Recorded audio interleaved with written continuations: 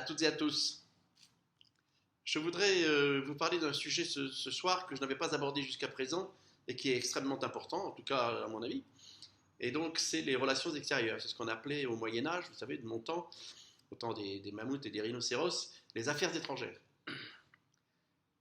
D'abord, je voudrais simplement poser deux, trois, deux, trois petits axiomes.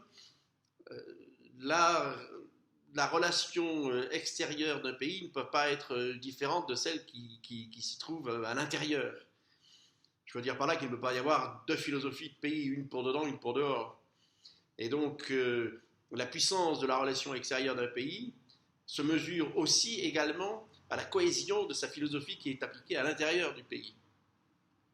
Ça me semble être parfaitement clair, cohérent en tout cas. Et donc, elle est basée, ma conception des relations extérieures est basée sur trois mots, trois idées, la souveraineté, l'indépendance et l'universalisme. Alors, la souveraineté, c'est ce qui permet de choisir. C'est-à-dire que si vous êtes souverain chez vous, ça vous permet de choisir ce qui vous convient, ce qui ne vous convient pas, ce que vous aimez, ce que vous n'aimez pas, ce que vous voulez, ce que vous ne voulez pas, là où vous voulez aller, là où vous ne voulez pas aller. Et c'est vous qui choisissez. C'est ça la souveraineté. C'est quand on peut choisir. Quand on ne peut pas choisir, on n'est plus souverain. Et donc, aussi bien en termes de relations intérieures que de relations extérieures, il faudra toujours essayer de faire en sorte que la France puisse choisir, qu'elle soit souveraine dans ses choix. Et je veux parler aussi bien de l'énergie que du militaire, que de la diplomatie, que de l'économie, que de la culture. Tout ça, il faut que nous puissions souverainement choisir. Ce qui ne manquera pas un jour ou l'autre de créer un certain nombre de problèmes avec l'Europe. Mais, je le dis très honnêtement, la souveraineté passe avant. Quand on n'est plus souverain, on n'est plus rien. Donc la souveraineté passe avant. Ensuite, et avant l'universalisme, je voudrais vous parler de l'indépendance. Alors, l'indépendance, quand on parle d'indépendance, on pense tout de suite l'indépendance militaire. C'est-à-dire qu'on est capable de se protéger. C'est pas vindicatif, j'ai pas envie d'attaquer le reste du monde, mais être indépendant, ça veut dire être capable de se protéger et de faire ce qu'on veut, ou de faire ce qu'on croit bien qu'il soit fait. Être indépendant, c'est pouvoir appliquer dans sa vie de tous les jours une stratégie que l'on a choisie et on l'applique.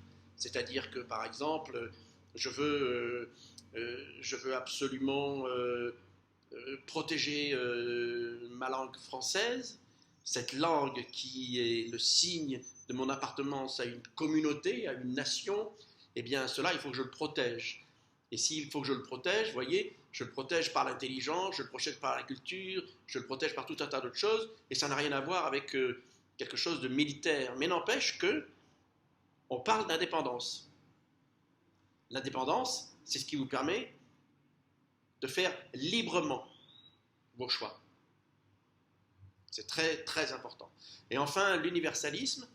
Alors, l'universalisme, c'est quelque chose d'extrêmement prétentieux. Je ne dis pas que c'est arrogant, je dis simplement que c'est prétentieux.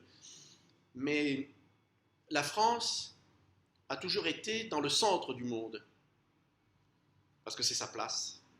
Aussi incroyable que ça puisse paraître, la place de la France, c'est le centre du monde. C'est en tout cas au centre du monde, c'est pas à la périphérie.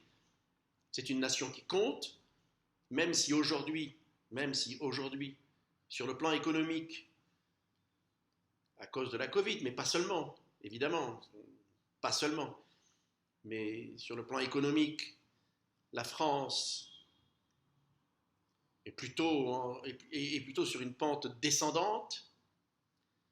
Sur le plan culturel, la France abandonne petit à petit ce qui fait son âme, sa culture, sa langue, sa musique. Et sur un autre plan qui est sur celui du militaire, la France aujourd'hui appartient à l'OTAN. La France aujourd'hui, c'est 2,7% du PIB dans le budget militaire, mais comme le produit industriel, comme le produit intérieur brut descend, on doit être encore moins que ça, alors que chacun s'accorde à dire que 3%, ça serait mieux. Et donc, vous voyez, l'universalisme, c'est une dynamique. Ce n'est pas un espoir, ce n'est pas une stratégie. L'universalisme, c'est une dynamique. Donc, lorsque vous avez ces trois facteurs à réunir ensemble et à faire fonctionner, vous comprenez bien que la politique à l'intérieur de la France doit être cohérente avec ça. C'est-à-dire que ce que j'applique aux autres à l'extérieur de mes frontières, il faut que je sois capable de me l'appliquer à moi-même à l'intérieur de mes frontières. On va faire le tour du monde. L'Afrique. Alors on a beaucoup parlé des matières premières, etc., qui sont en Afrique. Bon. Moi, je vais être très clair avec ça. L'Afrique, ça concerne les Africains. La France peut être là, mais pas comme à la Tour Josété. Les Africains sont grands, ils sont majeurs depuis très longtemps, et c'est à eux de gérer leur continent. Alors évidemment, la France a beaucoup d'intérêt en Afrique, beaucoup d'intérêt, mais peu importe, ce n'est pas une raison. C'est pas parce qu'on est avide d'argent qu'il faut vendre son âme au diable. Et donc, la France-Afrique avec moi, c'est fini. Et l'Afrique, même si elle a besoin d'un coup de main, même si elle a besoin, mais ce sera toujours d'égal à égal. Et les décisions pour l'Afrique se prennent en Afrique. Ensuite, la Chine. La Chine, on le voit aujourd'hui en tout cas, est un pays extrêmement arrogant, mais c'est un pays qui est basé sur non seulement le nombre, mais également une stratégie. Je fais court. Nous apprenons à nos enfants à jouer aux échecs, alors qu'eux, ils apprennent à jouer au Go. Et c'est eux qui ont raison. La preuve en est. En 50 ans, même pas en 50 ans, ils ont balayé, je dis bien ils ont balayé le capitalisme occidental. C'est terminé ça, la Chine, petite nation qui s'éveille, etc. Il y a bien longtemps que la Chine est réveillée et qu'elle nous empêche de dormir. Donc, cette Chine qui est extrêmement arrogante, extrêmement hégémonique, il faut faire tout ce que nous pouvons, mais vraiment tout ce que nous pouvons, pour ne pas se laisser faire. Ça, c'est extrêmement important. Ensuite, l'Amérique. L'Amérique, comment est-ce qu'on peut risquer de voir arriver un clown ou un type complètement déjanté à la tête de la Maison-Blanche tous les 4 ans? Vous savez, il y a une phrase célèbre que disait un Américain, il disait le dollar est notre monnaie, mais c'est votre problème. Ça veut dire que ces gens-là font exactement ce qu'ils veulent et que de toute façon, lorsqu'il y a des problèmes, c'est toujours les autres qui vont les payer. On le voit bien avec America First. Il est impossible d'avoir confiance dans les États-Unis. C'est impossible. Et qui plus est, ils vont essayer de jouer le billard en 3 bandes, c'est-à-dire Amérique, Angleterre contre l'Europe. D'ailleurs, Trump, s'il n'y a pas trompé, il a déjà fait des avances à l'Angleterre. Et c'est extrêmement important pour nous. Hein. C'est vraiment pour Je veux dire que pour l'Europe, l'hégémonie américaine et la façon dont il traite ses amis, qui n'en sont d'ailleurs pas parce que l'Amérique n'a pas d'amis, eh bien, doit éveiller chez nous un soupçon vraiment extrêmement important. Et pas question de se laisser faire par les États-Unis, pas question. Et donc l'Europe, alors, comme je l'ai dit dans une de mes précédentes vidéos, la France doit redonner confiance à ses partenaires européens en elle-même. Je vous le dis, la dette française et la façon de pratiquer pour la France au niveau de ses budgets, ça doit se terminer le plus rapidement possible. Il faut absolument que nous redonnions confiance à nos partenaires européens en leur disant oui, maintenant on va gérer, on va gérer vraiment. On va pas. Donc ça c'est un premier élément pour les relations extérieures qui est extrêmement important parce que ça renouvelle un peu la confiance. Ensuite, ma vision lointaine, c'est si à l'intérieur de l'Europe, l'Allemagne ne doit avoir qu'un seul ami, ça doit être la France. Si à l'intérieur de l'Europe, l'Allemagne ne doit avoir qu'un seul ami, ça doit être la France.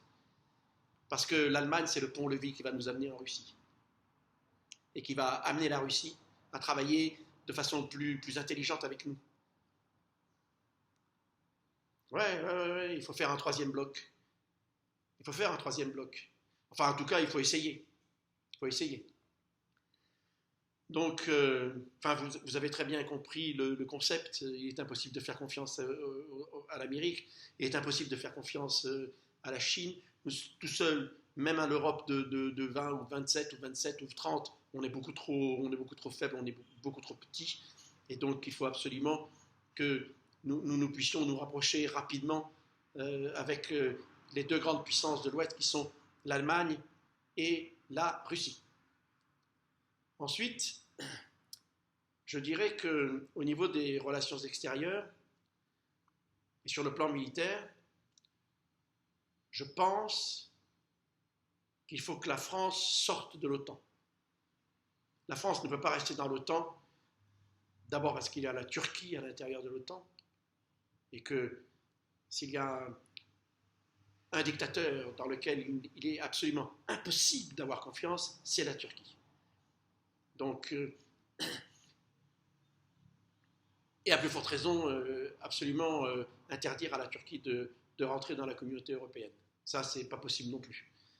Et donc, je sais que ça pose un certain nombre de problèmes parce que, comme je vous l'ai dit, les problèmes énergétiques vont se poser de façon absolument cruelle dans peu de temps. Je rappelle simplement que pour approvisionner l'Europe jusqu'à présent, 50% ou un peu plus, non un peu moins, 40 ou 50% des approvisionnements énergétiques de l'Europe viennent de l'Europe. Russie, gaz, etc. Or, le déclin des matières premières et le déclin du stock des disponibilités, ce sera à peu près 10%, aux alentours de 10%, entre 8 et 10% en 2030. C'est dans 8 ans. Et donc, perdre 10% de nos approvisionnements, ça veut dire qu'on va être obligé de se les prendre ailleurs. Et donc, se les prendre ailleurs, ça veut dire que notre PIB va baisser. Ça veut dire que nous allons augmenter de facto notre taux de pauvreté à l'intérieur même de l'Europe, de notre pays. Et donc c'est vraiment extrêmement important parce que ce taux de pauvreté qui va augmenter va faire augmenter la menace extérieure. Et là, évidemment, tout le monde pense à toute la ceinture, Maroc, Algérie, Tunisie, Égypte, Corne de l'Afrique, les problèmes, voilà, Turquie, immigration, voilà. Tout ça, c'est extrêmement important, surtout que ça ne va pas s'arrêter là, parce qu'il va y avoir aussi, si toutefois nous n'arrivons pas à mettre en place quelque chose d'un peu, excusez-moi, d'un peu important avec la Russie, il va y avoir l'autre immigration, celle de l'Est, qui va venir du Grand Est. Donc, vous voyez, les relations extérieures, c'est vraiment quelque chose qui est totalement et parfaitement imbriqué avec la stratégie que nous devons avoir à l'intérieur. Oui, vous avez compris. Il faut changer. Alors il faut, moi je ne veux pas être catastrophique, pas faire du catastrophisme à la petite semaine, mais si nous ne changeons pas, alors c'est les choses qui vont nous changer. Et là, il ne sera plus possible de parler ni de souveraineté, ni d'indépendance, ni d'universalisme. Je vous laisse réfléchir à tout ça. Bonne soirée à vous, au revoir.